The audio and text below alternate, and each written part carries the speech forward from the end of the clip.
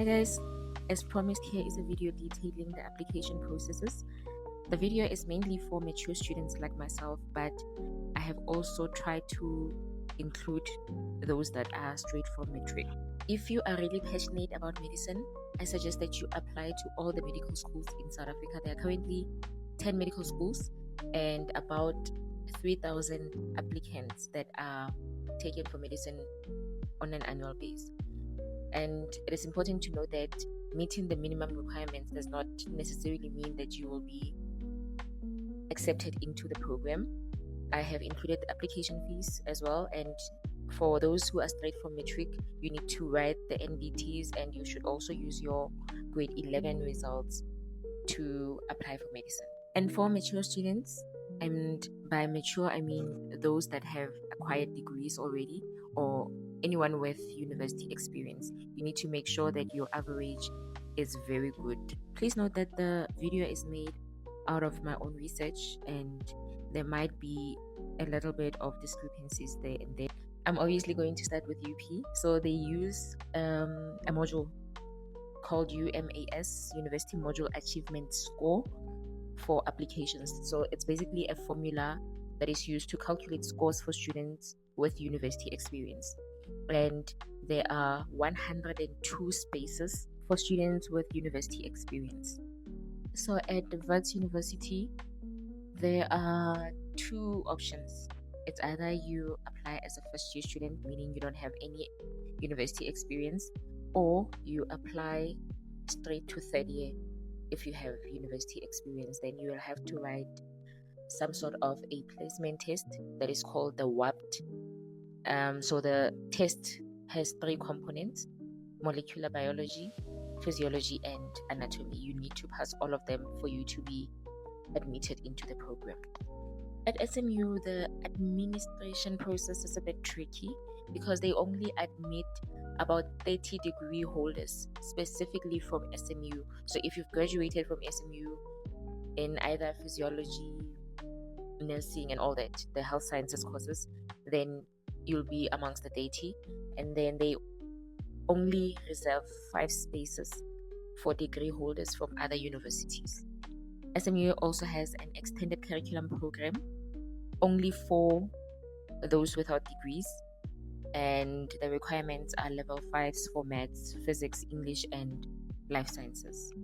The nice thing also about SMU is that you can transfer from BSc to medicine, but you need to get over 75% average. Then for school leavers, they have about 155 spaces.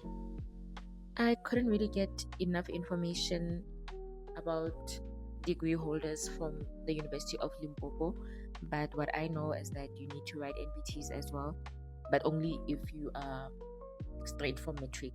So if you have a degree already, you don't necessarily need to write the NBTs.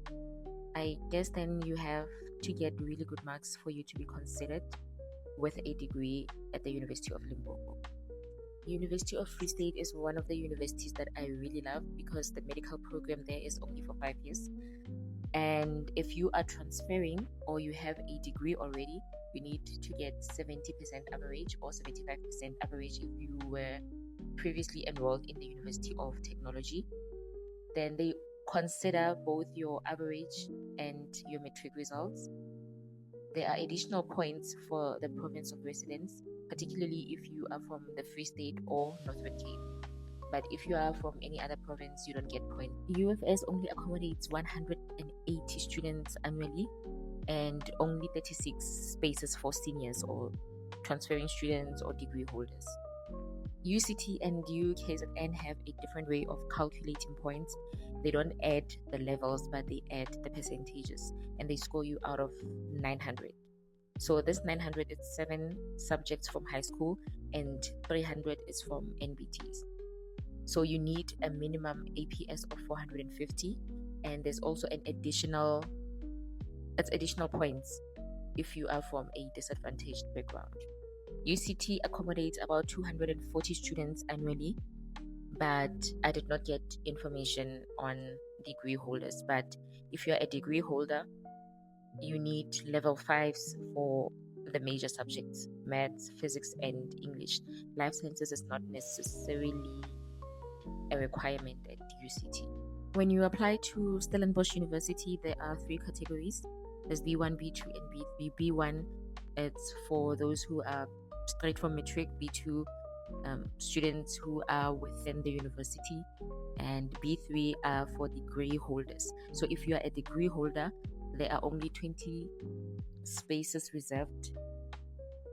It is highly competitive because you need a minimum of 60% average from your previous degree. There will be an interview, and you also need to write a motivational letter, and you are also exempted from the NBTs. UKZN accommodates 250 students annually. For mature students, there are only 40 spaces reserved. And if you are studying towards a BSc, Bachelor of Health Sciences, or any other health related course, you need to have 80% in your first year, 75% minimum in the second year, and 70% minimum in the third year. Then for BSc students, degree holders, you need 65% average minimum, and there are 9 spaces reserved for those who graduate from BSc, 9 spaces for Bachelor of Health Sciences, 9 spaces for nursing, 9 spaces for postgraduate students, and 4 spaces, I think, for any other degree other than health sciences degree. Life orientation is not calculated on the APS, but you need a minimum of 50% for you to be considered into the program. And also at UKZN, there's a cutoff age. So if you are 35 years and older, well, more than 35 years, you can't apply for first year. At Nelson Mandela University, I did not get enough information on mature students, but rather the minimum requirements for you to be admitted into the program. So I think it applies to everyone, whether you have a degree or you are straight from matric. You need a level 5 in maths, physics, life sciences, and English. But I think if you have a degree or university experience, your average will also be taken into consideration. So there aren't specific requirements for mature students at Walter Sisulu University, so they consider you based on merit. But unlike other universities, at Walter Sisulu, under special circumstances, you may transfer from one medical school to their medical school. But I think it would depend on which medical school you are from. If you're still here, thank you so much for listening. And lastly, in 2028, Northwest University will be finally taking their first cohort of medical students. So this means that applications for 2028 will open next year. Thank you so much, guys, for listening to my video. I will see you in my next videos, and all the best. Good luck for this year's applications.